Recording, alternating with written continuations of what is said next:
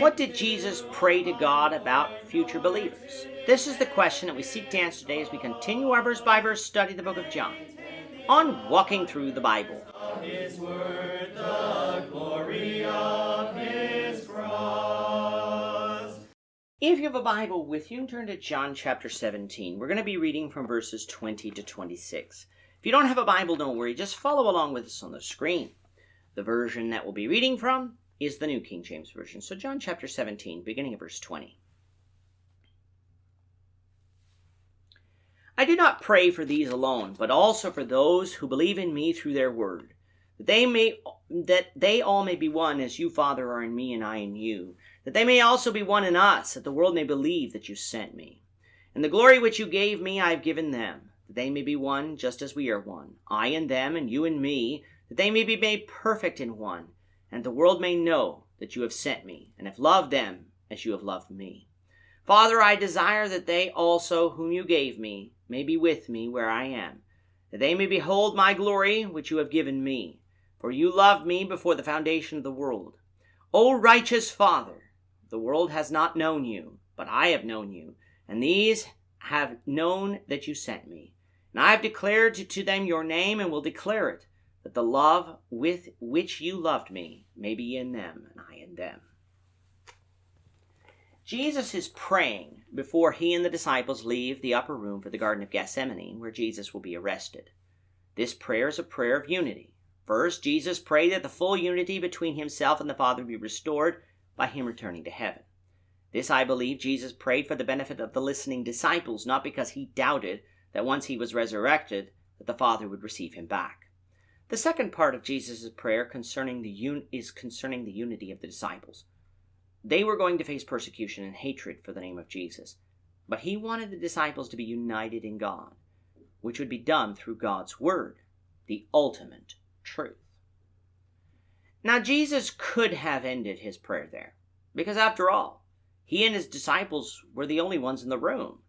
But no, Jesus continued and prayed for those who weren't present, and many who hadn't even been born yet. Who did Jesus pray for? Those who would believe in Christ through the word of the apostles. On the day of Pentecost, about 3,000 people were added to the church. That number swelled to 5,000 shortly after, and scores of more people would become Christians through the apostles' words. Even today, though, we have the words of the apostles inspired by the Holy Spirit, who Jesus promised to the apostles. So when people become Christians today, they do so at the words of the apostles. In reality, then, this section of the prayer is about us too. What did Jesus pray? That we all may be one as Jesus and the Father are one, so that the world may believe that the Father sent Jesus and loved us as he loved Jesus. Now today this prayer doesn't appear to have been fulfilled, for quote-unquote Christianity is heavily divided. But that's only if we use the term Christianity broadly. The ones who truly follow Christ are the ones who are united around God's truth and believe the apostles' doctrine. There are scores of people who claim to be Christians that do not follow after the doctrines of the apostles. They believe that salvation is by grace alone, through faith alone. The Scriptures don't teach that.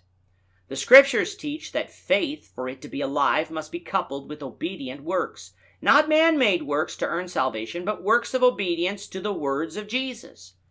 This would include repentance of sins and baptism for the remission of sins, as Peter taught in Acts 2:38 and Paul taught in Acts 22:16.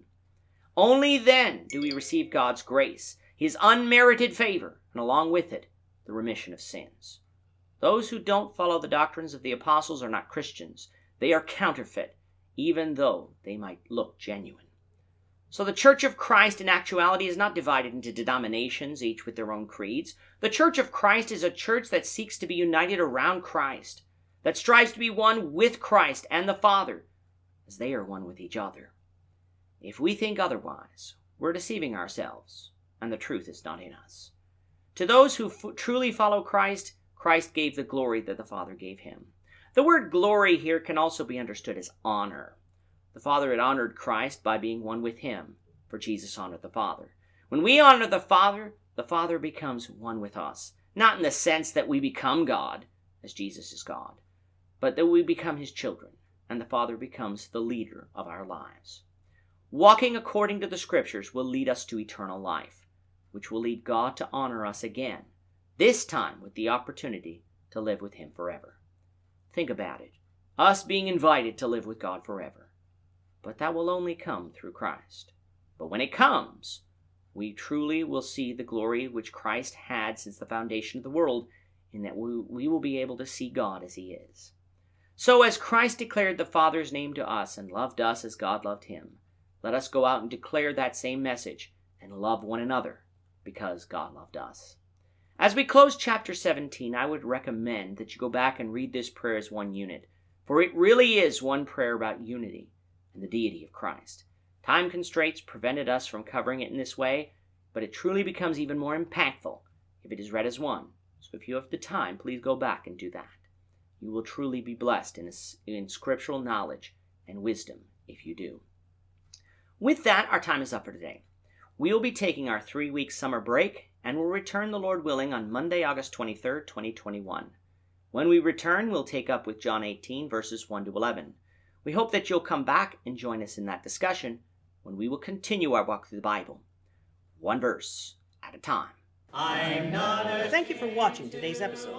We hope that you found it edifying and ask that you not only subscribe to our channel and podcast, but that you like and share this episode among your friends, so that the saving gospel of Jesus Christ can go out to the whole world.